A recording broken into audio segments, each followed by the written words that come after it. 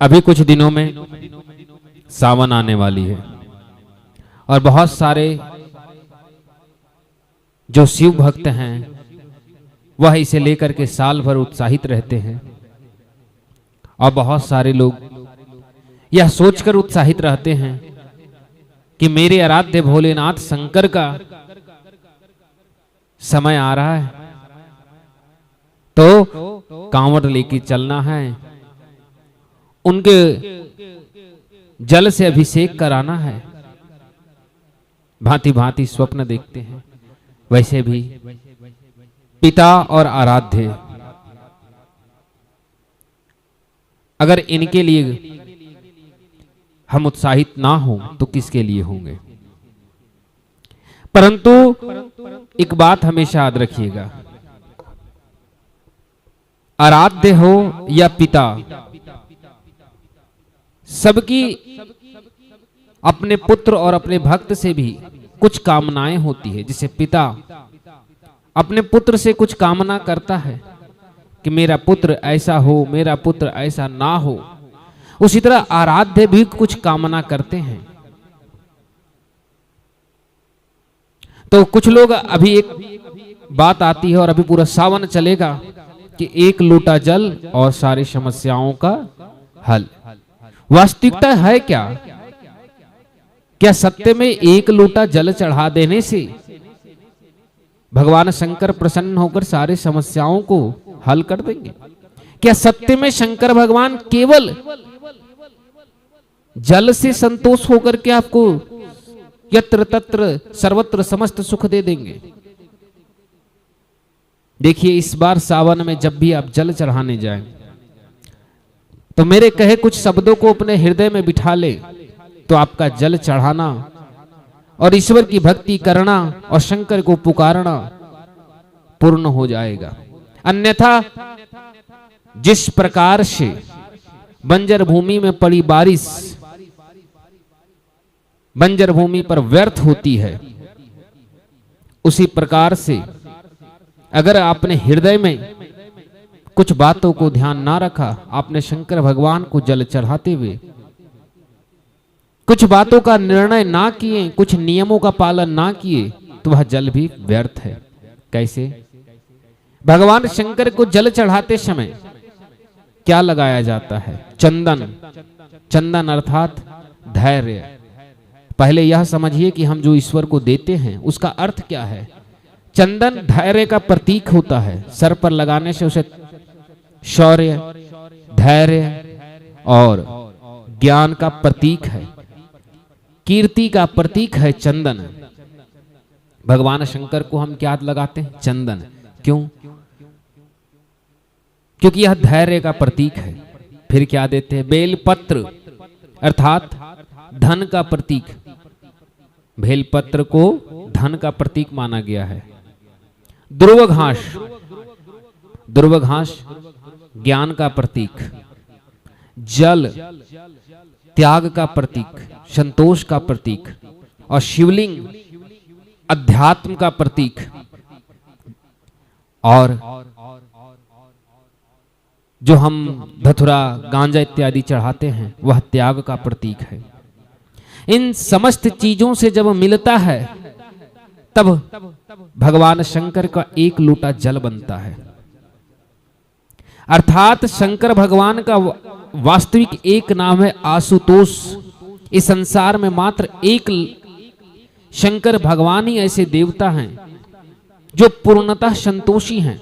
उनके हृदय में किसी भी प्रकार का कोई कामना ना है, वह पूर्ण संतोषी हैं।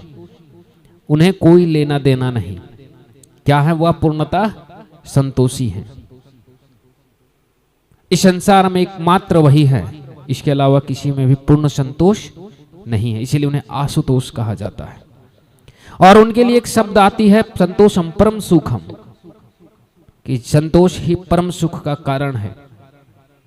तो भगवान शंकर को जब आप जल चढ़ाएं तो यह सोच कर चलाएं कि हे शंकर भगवान,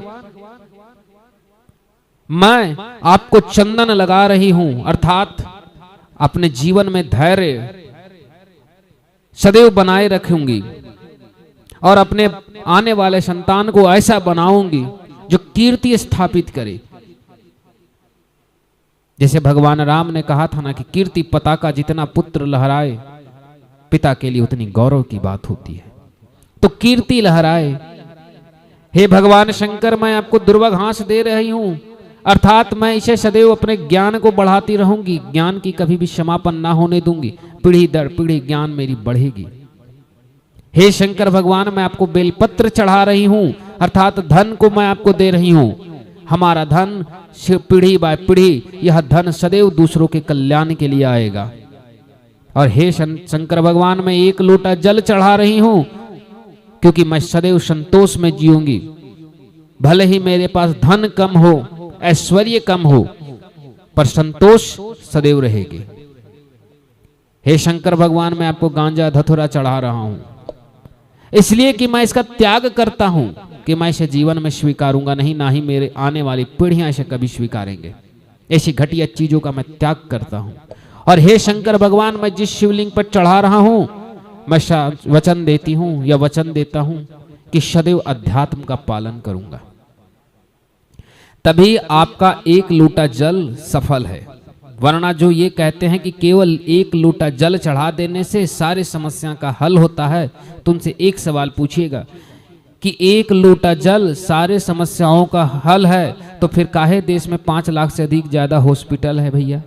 सारे पेशेंट मंदिर क्यों नहीं आ जाते? क्योंकि भगवान ने जो सिखाए हमने वह सीखा नहीं। आराध्य की एक कामना होती है कि मेरा भी भक्त ऐसा गुण का निकले। अगर गुणवान निकले तो भगवान द्वारपाल, और दुष्ट निकले तो स्वयं त्रिपुरासुर को 3 लोक देने के बाद त्रिपुरारी ने नाश कर दिए। ऐसे भी भक्त हुए और वैसे भी भक्त हुए। इसलिए भगवान शंकर को जब आप जल चढ़ाएं तो यह कामना करके चढ़ाएं कि हे भगवान, मेरे पास जो है मैं उसी से संतोष करती हूं या करता हूं। आप सदैव संतोषी में जिएंगे। स्वयं सोचिए कि जिसकी पत्नी अन्नपूर्णा अर्थात शक्ति, अन्न की स्वामिनी, जिससे स्वयं अन्न नारायण लेते हैं 3 लोकों को देने के लिए, वह अन्नपूर्णा शंकर की पत्नी भार्या। एक भक्त कुबेर धन संपदाओं से लदा हुआ, एक भक्त नारायण 3 लोकों का मालिक वैकुंठ में बैठे हुए, एक सेवक रावण जो सोने के लंका में रहते थे, और स्वयं शक्तिपति जो चाहे तो 3 लोकों को एक क्षण में अपने अधीन कर ले। ऐसा शक्तिशाली भी मात्र एक लोटे जल से सुखी है। इसका कारण है कि संतोष इस संसार के बाहरी जगत में नहीं है, हृदय के भीतर है।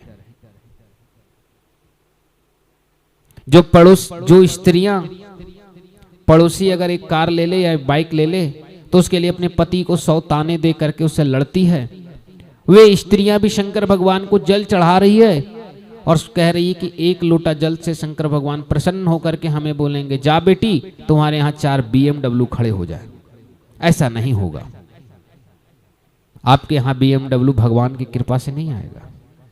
अगर आपने संतोष बनाया तो अवश्य आएगी, लेकिन अगर आपने लोभ बनाकर शंकर को पूजा तो जो आने वाली है वह भी शंकर आने ना देंगे। क्योंकि भक्त भले ही कैसा हो, सोने की लंका भी अगर भगवान भोलेनाथ किसी को दे दे तो अंततः उसे शंकर का ही एक रुद्र रूप आएगा और जलाकर पिघला देगा और समुद्र में बहा देगा।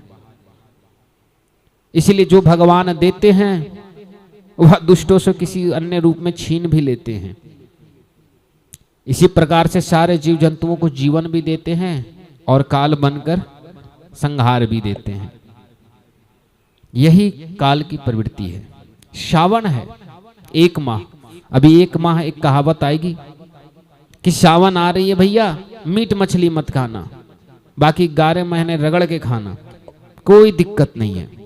हम बस सावन में मत खाना। और फिर वो लोग कहेंगे कि हम पर शंकर भगवान ने प्रसन्न ना हुए, हम बीमार रहते हैं, हमारे घर में लोग दुखी रहते हैं। तो तुमने भी तो शंकर भगवान को 1 महीना छला है कि अब शंकर भगवान नजदीक आ गए तो 1 महीना मांस मछली दारू का छोड़ दो, शंकर जी को पता ना चलेगा। अरे वो 3 लोकों का स्वामी अंतर्यामी, वो नहीं देख सकते? सावन आ रहा है, गरिमा के साथ रहें। और एक बात हमेशा याद रखें, जब हम भगवान शंकर को धतुरा गांजा ये सब देते हैं, ये त्याग का प्रतीक है। अर्थात कि हे शंकर, हे भोलेनाथ, इस संसार में जिसे पशु भी ना स्वीकारे उसे मैं आपको दे रहा हूं, मैं भी नहीं स्वीकारूंगा। तब मैं शंकर भोलेनाथ को देता हूं कि जिसे पशु भी ना खाए, पशु को, एक गधे को या एक बकरे को गांजे की खेती में, उसके बाद तंबाकू की खेती में ले जाकर छोड़ दीजिए, वह वहां पे एक भी मुंह ना मारेगा और फिर उसे इंसान खा लेता है। अब आप स्वयं समझिए कि वह व्यक्ति जो दोनों खा रहा है और ये कह करके कि भोलेनाथ को चढ़ती है, तो एक दिन उसे पकड़कर घर ले आइए और सूखी हुई धतुरा सुखा करके थाली में पीस करके के दे दीजिए। क्यों? धतुरा भी तो शंकर भगवान को चढ़ता है, खाओ पंडित जी। अगर शंकर भगवान गांजा पीते हैं ये कहने वाला व्यक्ति कहे, तो फिर उस व्यक्ति को पकड़िए और उसे धतुरा का खाना भी खिलाइए, कहिए खाइए पंडित जी धतुरा रगड़ कर, थोड़ा देखते हैं कि कितने बड़े आप भी शिव भक्त हैं, खाइए हर हर भोले बोल के। धतुरा नहीं खाएगा। शंकर भगवान हिमालय में एक चर्म पहन कर रहते हैं। बाबा जी को 2 घंटे फ्रीजर में बिठा दीजिए, बोलिए बैठिए 2 घंटे फ्रीजर में और रहिए -20 डिग्री में, देखे थोड़ी आपकी शंकर जी आप इतने बड़े बन गए। तो जिससे ईश्वर को कलंक लगता है, ऐसे कार्य हमें ईश्वर के नाम पे नहीं करना चाहिए।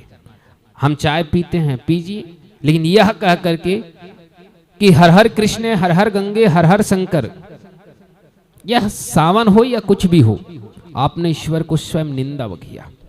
अगर कोई बेटा कहे कि मैं अपने बाप के नाम से शराब पी रहा हूं, तो धिक्कार है ऐसे बाप पर, दुनिया धिक्कार देती है ऐसे बाप पर।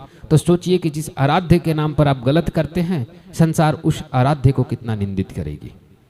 आज शंकर जी की तस्वीरें आती है गांजा पीते हुए, शंकर जी की तस्वीरें आ रही चिल्लम लिए हुए, गांजा जी, भगवान शंकर की वीडियोस देखिए कई जुलूसों में निकाला जा रहा है।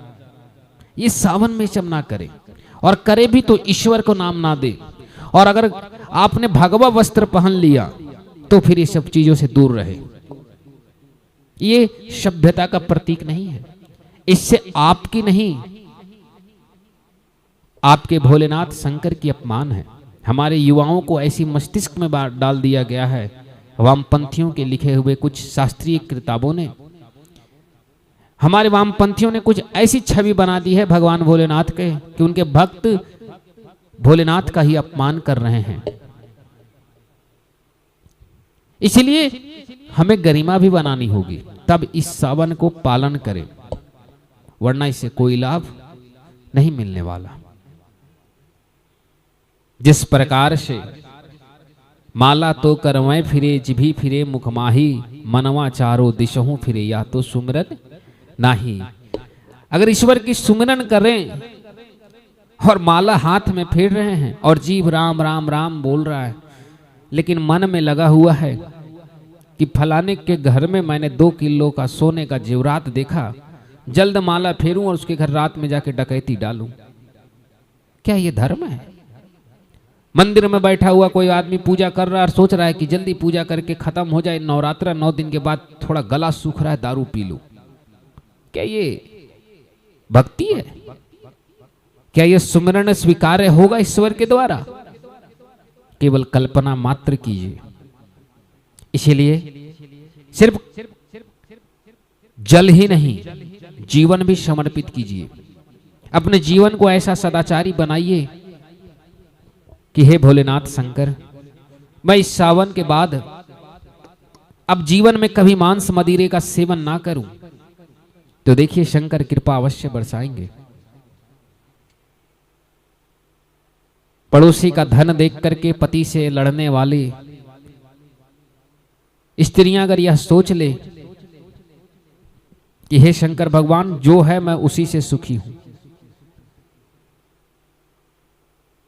तो वह शंकर को स्वयं संतोष की वरदान दे देंगे। यह कह देना कि एक लोटा जल और सारी समस्याओं का हल, अगर ऐसा छोटी सी शब्द कह दें तब तो पूरी सनातन परंपरा की हमने ऐसी धज्जियां उड़ा के रख दिया।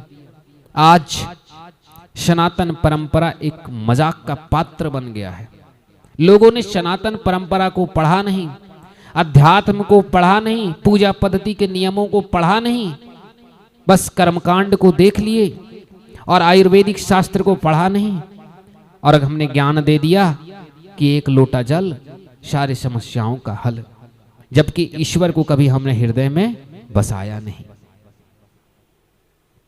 राम राम तो कर रहे हैं पर गुण रावण वाली है, तो क्या राम प्रसन्न हो जाएंगे? बड़ा सुंदर एक जगह पे तुलसीदास जी वर्णन करते हैं कि जब हनुमान जी लंका गए तो वहां के महलों में जब वो प्रवेश किए तो वहां पे रावण और मंदोदरी को ऐसी अवस्था में देखे जो एक सभ्य पुरुष को नहीं देखना चाहिए। लेकिन हनुमान जी के मन में तनिक भी व्यथा नहीं आई और वह वहां से सीधे चले गए और मन में ना ही कोई पछतावा, ना ही व्यथा आई, ना ही उन्हें यह विचार आया कि उन्होंने देखा क्या। ऐसे धैर्यवान पुरुष ही मर्यादा पुरुषोत्तम का परम सेवक हो सकता है। ऐसा कोई सेवक राम का सेवक नहीं बन सकता जो तनिक सिन अमर्यादित चीज दे के गरिमक हो बैठे। क्या वह राम भक्त हो सकता है? उसी प्रकार से शंकर का भक्त क्या अमर्यादित विचारों वाला हो सकता है? आज सनातन की ऐसी छवि बन गई है कि कहीं कहीं पे सनातन का ऐसा अपमान उड़ता है कि लोग सनातन का पक्ष रखने वाले का मुंह बंद हो जाया करता है। क्यों? हमने ऐसी छवि बनाई है। शंकर भगवान पे धतुरा भी चढ़ता है तो धतुरा खाइए। शंकर भगवान को 56 भोग नहीं चढ़ता है। कभी आपने चढ़ाया हुआ देखा कि किसी ने कोई मंदिर में कहा हो कि शंकर जी को 56 भोग लगाओ? अरे भांग, धतूरा, बेल का पत्ता, फिर आप सब कुछ खा पी रहे हैं, ऐश मौज कर रहे हैं, फिर आप गलत कारणों का कारण शंकर भगवान को क्यों बना रहे हैं? इस श्रावण में और पूरा जीवन को इस सावन के रूप में व्यतीत कर दें, क्या दिक्कत है? मैंने तो केवल जीव हत्या पाप बताया, बाकी किसी चीज को नहीं। मैंने तो ऐसे चीजों को रोकती है सनातन परंपरा जिससे आपके घर और जीवन बर्बाद हो। गांजे जिसे पिया जाता है उसमें एक गुण होती है कि अगर उसे कोई खाली पेट पी ले या भूखे पी ले तो उसमें काम वासना की कमी होती है, कामुकता कम होती है उससे। तो माना जा सकता है कि विरक्त अगर उसे पिए तो वह इसलिए पी रहे हैं कि हृदय में काम वासना कभी जागृत ना हो। परंतु यह गृहस्थों, युवाओं, जो देश की अगली पीढ़ियां हैं, उनके लिए यह शोभा नहीं देती है। इसलिए शंकर भगवान से सबसे पहले आप यही करें कि ईश्वर को पूजने से पहले अपने बेटों और बेटियों को सिखाएं कि कोई भी गलत करो तो भगवान का नाम मत लेना, भगवान को दोषी मत बनाना, बस आपका जीवन कल्याण है। इस सावन संकल्प कीजिए कि आने वाले किसी भी सावन में आप सदैव सभ्य जिएंगे तो बाकी दिनों को जो बचा हुआ है उसे भी आप उसी प्रकार से जिएंगे। और एक ही बात समझें कि हर दिन शंकर, हर रात शंकर का, हर क्षण शंकर का, हर मन शंकर का, हर कंकर कंकर है शंकर का। हर नदी को देखो, किसने कहा कि एक गंगा है। मन की धारा से देखो तो भीष्म पितामह के लिए अर्जुन ने वही गंगा प्रकट कर दिए थे। तो गंगा हर जगह है, बस भाव आपकी कैसी है। इस सावन नित्य सुबह 10 बजे हमारे आश्रम में नित्य कुछ समय के लिए शिव महापुराण की कथा होगी। जिन्हें भी सुनना हो वह हमारे आश्रम आए। आज की कथा हम यही समाप्त करते हैं। पुनः कल यह आध्यात्मिक चर्चा है जिसमें हम लेकर आएंगे कि एक माता पिता कैसे अपने संतान के लिए कभी कभी शत्रु का कार्य करते हैं। इसलिए हमारे चैनल को लाइक एंड सब्सक्राइब करें।